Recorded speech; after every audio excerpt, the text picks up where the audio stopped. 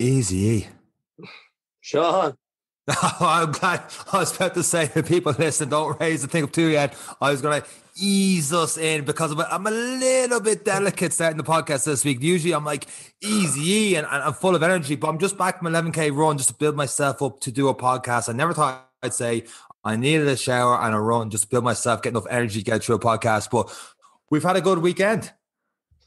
I'm not going to lie, I'm hungover. So you can tell everyone what you want, right? You ran 11K, you needed to wash, whatever. I'm dying.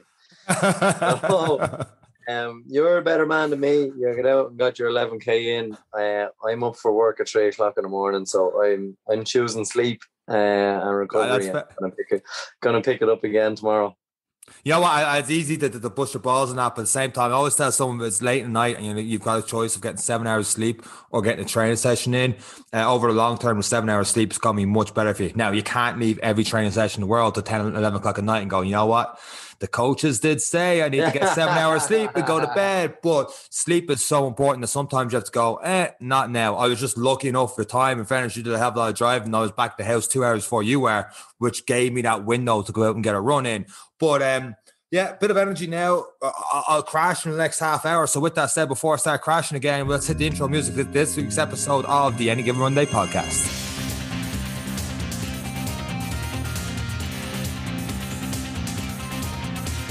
So I know we just talked about, we had a good weekend away and all the rest, and a couple of scoops, and we always say balance and everything else. But what I'm about to ask this next question, I don't mean in terms of drink, I mean in terms of training. How's the head? Because this is your first week back into this big 7-week plan, and you came back from 2 weeks in holidays, and you're kind of trying to gear yourself up to get back into that training mentality again. How you fixing that, and how did this week go in terms of training towards that 7-week Olympic triathlon? Is it Olympic, double Olympic? That's it. Olympic is what we're going for. I have to say, it must be hilarious for anyone who joins in listening. They must think this is just a drinking podcast. Every week we're just talking about we've been on the beer. And full disclosure, I came home this evening. I hadn't even got the effort to cook, so I got a chicken fried rice from the Chinese. So but you have to be honest, because that is how the regular athlete is kind of living their lives. You're hungover, you're not arsed, it's really hot, and I just wanted to eat something. And so anyway, yeah, we had a great weekend. But to come back to that, the weekend was still part of the plan, even though it was week one. And this is where people tend to fall down, Sean, and it's what I've seen in the past. I've started a program yesterday. I knew I had to go on a stag weekend this weekend, but it was all part of the plan. You can these events are coming up. Even the wedding itself is during the training plan. And a lot of people will kind of restrict themselves and say, sure, there's no point starting this week because I have the stag on Friday and sure, then I'll be hungover Monday. So might as well kick that to the week after. It just doesn't work like that. You can allow yourself a day, you can feel sorry for yourself, for example, for today, but you kind of have to just include it and just kick on with it. The Monday comes, you set the weekend. So I missed out on about 4 hours of training over the weekend, maybe 5. You just let it go. Monday's the new day. We kick on. And I don't try and catch up. I just keep going with the plan. And that's the way it kind of works. Kind of a bit of a look, people can argue with me. Everyone, different strokes for different folks. The way I like to do it, especially when you come off kind of a holiday block. Right. The biggest, from all the stuff I've done in terms of the endurance stuff, whether I've wanted it to not be for work or for not, whether someone was screaming at me to do it or not, the worst bit about it was waiting for it, was the build-up for it. It was the anticipation for it. It was the thought of it. So week one for me, let's say we take football, for example, or maybe it's going back to doing your athletics or whatever it is. The kind of pre-season, everyone knows what a kind of a pre-season is. It's that point where you come off your holidays and you get the text 2 nights before and the coach says, we're doing a sprint session on Wednesday. Welcome back. Everyone dreads it for the next 2 days. They dread it. They're like, I don't want to go training. I'm dreading this. This is going to be really hard. And you're just not motivated. And by that, you're not getting the best out of it. Your body is being pushed beyond where it probably should be. And this is why I kind of get animated about GAA coaches or whatever coaches. We'll leave it at that they, come on, boys, we're going to run up a mountain and then we're going to jump into cold water. You're putting young people's bodies in positions that they probably shouldn't be there. There's a natural progression of fitness.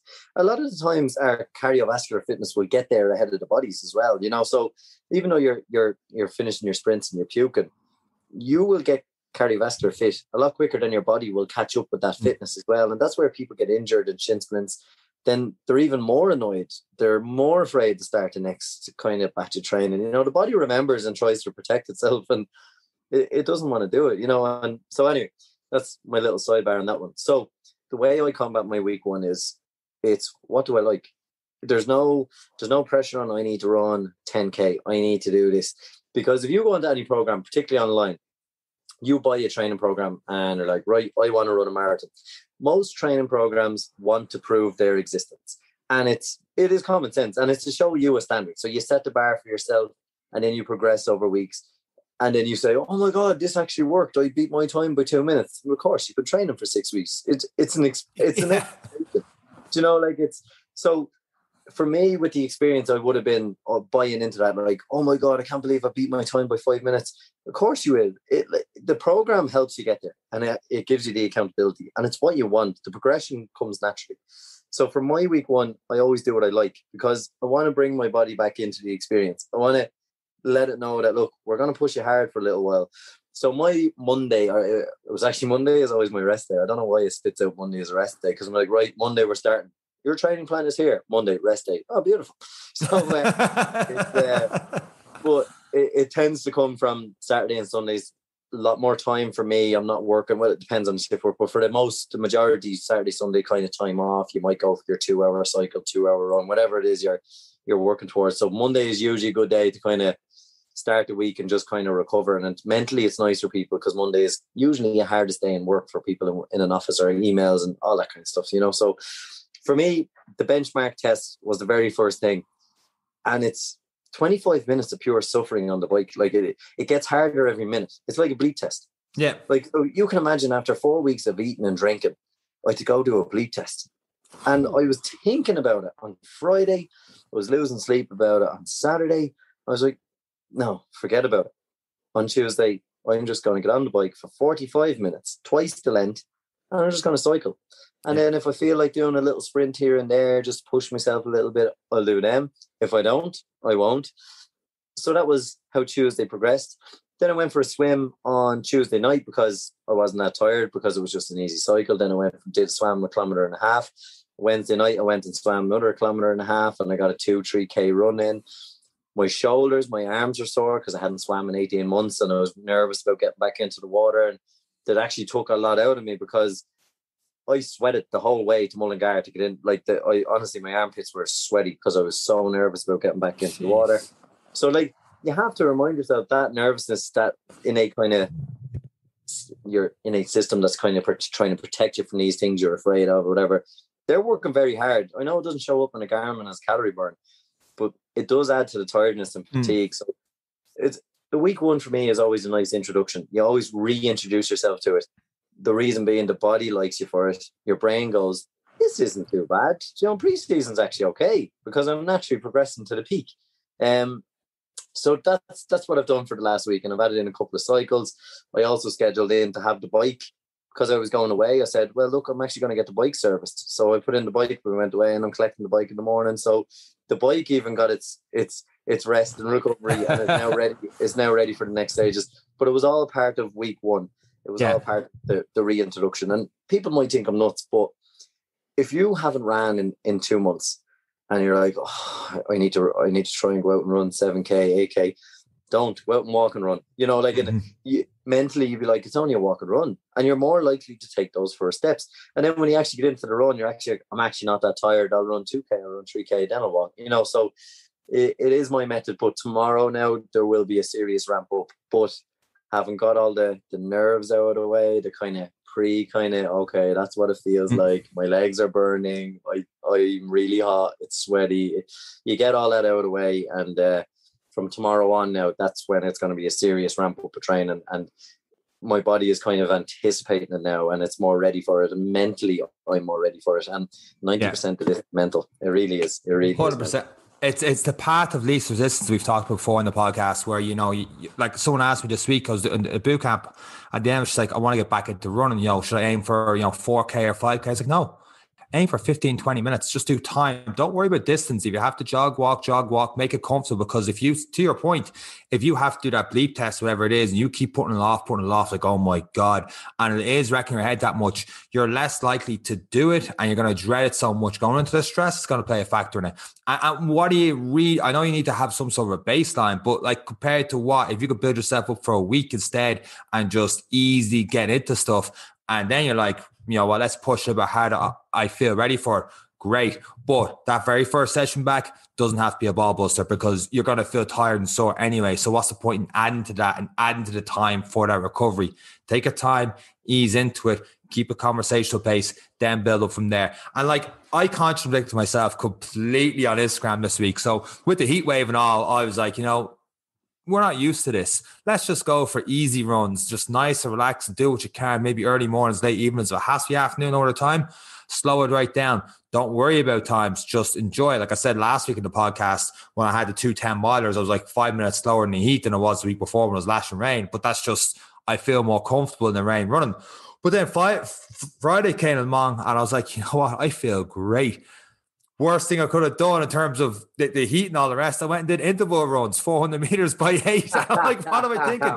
But the body felt great before that, and I felt great afterwards. So I was like, I can't face an easy run. I was just like, I'm going through the motions here. I want to push. The body felt great to push. And that's why we always say, like, the great training plans are wrote in pencil, because there are reasons to change it, to bring it up, bring it down. Like, you can make it harder, but you can also make it easier. So if you're feeling fragile after the weekend and you've got a really heavy long run session or a real heavy intervals, let's bring it back. Let's bring an easy run in there. Ease yourself back to the train. Hit the hard run then the next day, because there's like, no matter what plan, whether it's a 6-week plan or a 16-week marathon plan or Eric's 7-week plan heading towards a triathlon, that is not set in stone. Something will change. Events will get in the way. And especially with lockdowns, restrictions being eased and stuff like that, the weddings are coming back in, the parties are coming back, people's birthdays and all these other things are coming back in, that they're going to drag yourself here, there and everywhere. You can't get a set training plan without something, it sounds bad getting in the way, because you got to enjoy life as well. But there are those events you're like, you know what, a 2-hour run ain't happening today because I have to be here for this.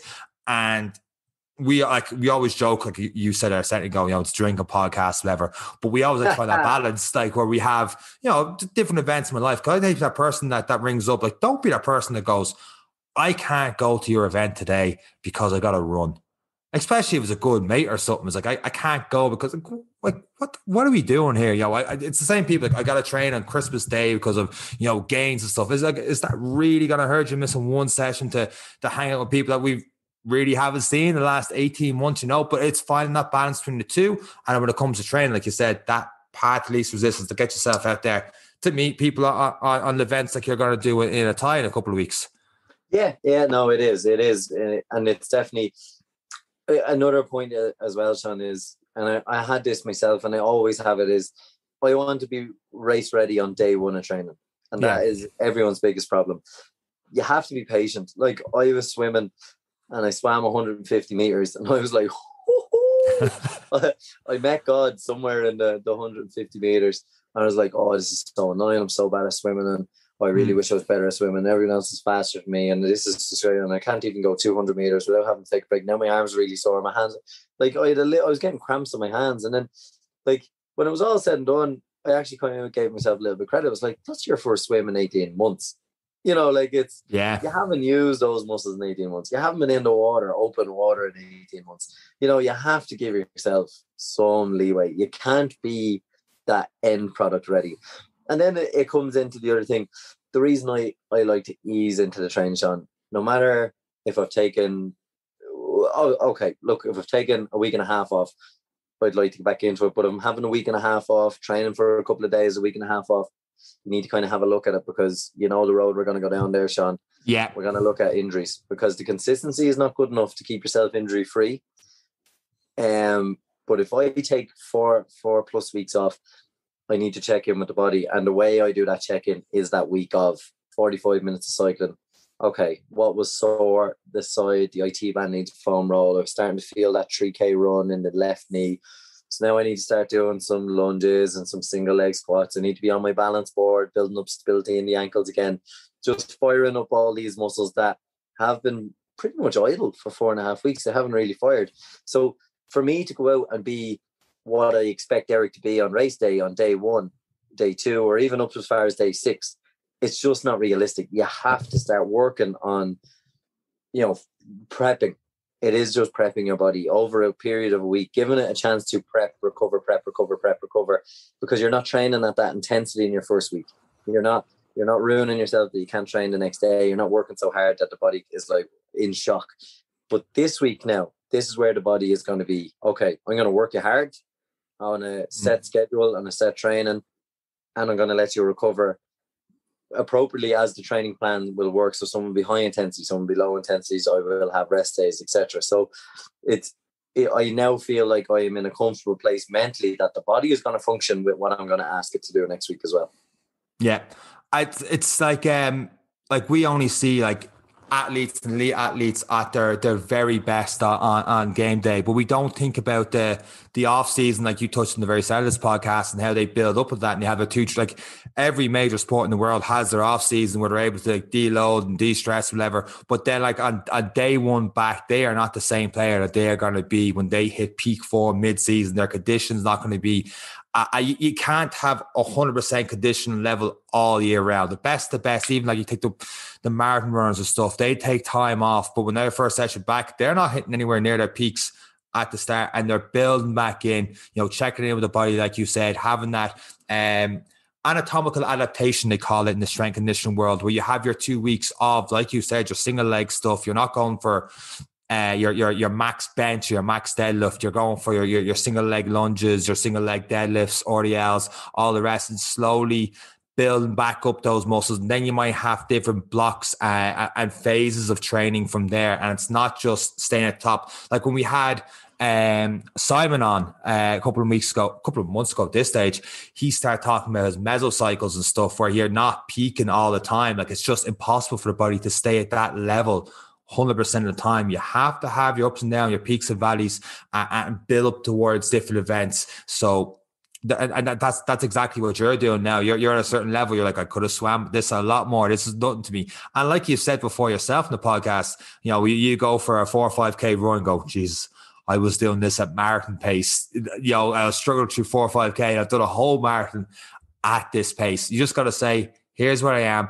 And I think that the main point you touched on is patience.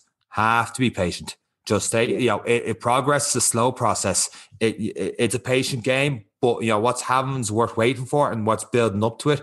And like we always say, embrace the journey.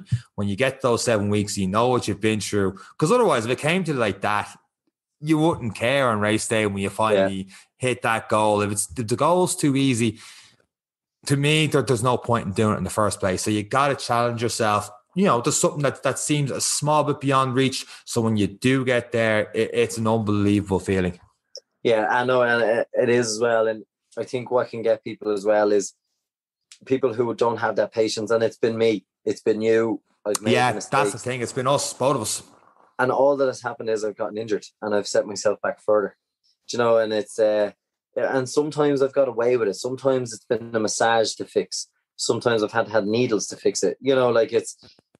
I've gotten away with it a lot. And that's why I think it's important for people to kind of be focused on injury prevention in that first week. Like we said, building up the anatomy for what we're about to do. Like some of the ones that are so common, like shin splints. But usually happens with people who haven't been running for a good while, and then they go out and they're just like, right, 10K, here we go. And then the calves tighten up, the stability isn't in the ankle, everything's working harder, pressure's put on the shin muscles. Then we start to get the shin splints. It's everything usually happens because, like you said, you might mentally have it. Those who mentally have it will go all day. Their heart might give in, or their body might give in first. Then there's those who have it in the head, have it in the lungs, but their body just doesn't catch up in time. So you kind of just have to suss out the kind of person you are. But for the most part, particularly in my my body, and the way I like to do it is I need a kind of a free exposure week where we just reintroduce everything. And for me, I have suffered with shin splints, and it's something I never want to feel again, because that and the runner's knee, two things that are so benign but can incapacitate you so much. It's there. Yeah, and the thing is, it's not Instagram. It's not the sexy way of saying it. You know, progress is so processed, and the long term goals and the stuff we're talking about here is the long term. It's not the sexy appeal of, you know, run a marathon in 6 weeks, or, you know, this like, you know, you see a lot of fitness stuff is like trying to catch you in for that quick fix, that fast kind of, you know, get abs in 6 days challenge and all this sort of crack. Unfortunately, that's not how it works. When you give the real message, you're kind of like, there has to be a quicker way and a quicker fix. But you keep going down those quicker fixes. It's the same as buying cheap. You buy cheap, you buy twice, and you keep going down. This quick fix doesn't work. After a couple of weeks, instead it does, you try different programs, a quick fix. Next thing you know, you've spent a year doing quick fixes, and you are right back exactly where you were from the get-go. You just have to trust the process, take your time, and build yourself up from there. And yeah, that's pretty much it on my end. Yeah, and it's just another thing, because you've mentioned Instagram, it's kind of set me off in terms of Strava. And I actually didn't turn on my watch for one of my training sessions this week, and it was in my head like, oh no, Garmin's not going to register that I was doing things. It's gonna think I'm still fat Eric, but I'm actually training this week. But you kind of have to give yourself that chance as well, that there's no metrics. You know, when you're reintroducing yourself, it's just get back moving. Change that lifestyle, you know, like start to set aside that half hour, force yourself off the couch, but there's no metrics that you feel good, bad, indifferent. Like, I didn't record my swims. Now, I knew what the others were swimming at, so I was able to calculate how slow I was. But personally, I was like, no, it's just, there's time in the water. It's just building yourself back up. It's getting back in there. So again, if you are starting that process, like we've just said, oh, I'm running this at a time that I could have ran a marathon in, you need to let that go as well. And sometimes taking a week without the watch or without the metrics is really good. All that you need is a timer. And if you're just putting in time in the first week, the body will catch up.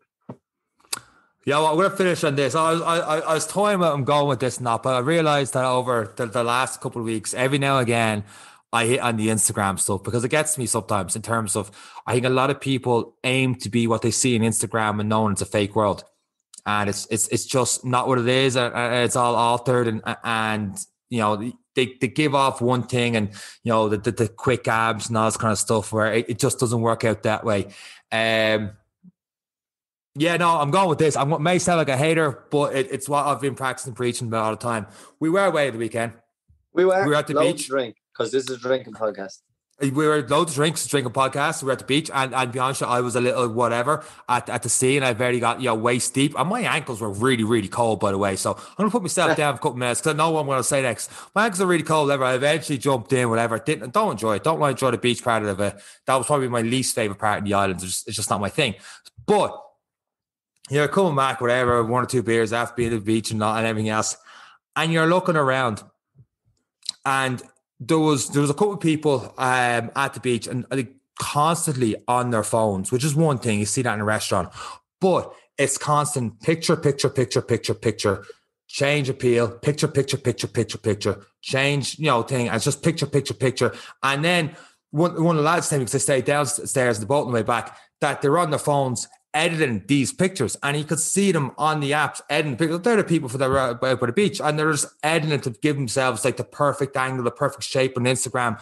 And here I am on the beach. I've had a couple of cans in. I'm like, I'm in better shape than I look right now, but I'm around 4, 5, 6, maybe 7 drinks in. I'm fairly bloated on this thing, and I'm like, that's how I am. That's how I look right now. You don't look picture perfect 24/7. Like even bodybuilders, we've talked before how they're like weak on stage and are nowhere near strong, but they're shredded and stuff. And as soon as they get off, like they have a ton of calories just to get their energy back, and they don't look the exact same. Like even like MMA fighters, we've seen before, like especially when Conor McGregor was 145 back in the day, he was competing against Jose Aldo and all the rest. And you see how skinny, like ridiculously skinny he looks on weigh-in day. And the next day he puts on 20 pounds. Like not to that extreme, but that's how our bodies work all the time in terms of we're that picture perfect image you see on Instagram. One, it's effing fake. a lot of the time. Yeah. But two, even though they look that great there, and if it's not fake, a little turn to the side, a little change the lighting, a fucking drink after that, and all of a sudden they feel a little bit bloated, and it's not the same. And sometimes that world can get to people. Seeing it, knowing that for a while, and then just seeing it so much firsthand, and the time and attention stuff on the phone. And I know that some people are going to sound like a hater after all the positive talk we talked about for the last 20 minutes, but it is just one of those I'm going to like, you know, maybe I'm a little bit hating on people, but that's just how I feel about that kind of world. I don't think it's hating on people. I think what we're hating on is the impact it has on people. If you go to a beach and you spend, we were there for an hour and a half, and there was one individual that spent, I'd say, an hour and 10 minutes practicing different poses, putting on different outfits, and taking photos. One, I felt sorry for this individual's friend who continuously took the photos, but it was. And then to see them editing the photos for 50 minutes on the boat on the way back. So that's the time they were putting into what should be just an enjoyable experience. One, not something I would do, not something you would do. But we have clients who feel the effect of this that is going on, that want to look. Sure, even I said it to you, I was like, ho, the old 8-pack out, and I was holding my belly, rubbing it in front of you. And one of the lads went, the only 8-pack you have today is in the fridge in the house. But the confidence I have and didn't always have, because I know what we were doing that day. We just had lunch. We were on the beer. I've had 4 weeks of holidays, but in 6 weeks' time, I will look like a somewhat finished athletic person. But I don't going to be taking photographs of it. I'm going to be on the beer to celebrate finishing that thing. And it does have an effect on people. And it is, if people are listening, be happy with who you are. Be happy with what your body can do for you. And for the likes of myself, the extra bit of meat is going to help me in this endurance phase when I'm starting to train 3 times a day and backlifting weight. You know, there's the extra little fat source there that's going to start to be triggered and used now for the next little while. You know, you have to understand what your body needs to get you through. And some people have just been busy or got caught up with stuff or got caught up with kids and are just reintroducing themselves back into it. There is a reason you're where you are. Appreciate where you are. And be happy with who you are. You don't, and the rest of the world doesn't need to see all of it. You know, it is nice to take a photograph as a memory, but just be conscious of what it is you look at and see how much effort has gone into that person to look that way. You know, so just enjoy your day out, enjoy your couple of beers, be guilt free about it. And it's kind of why we do it. We kind of try and normalize the fact that what everyone does but won't admit.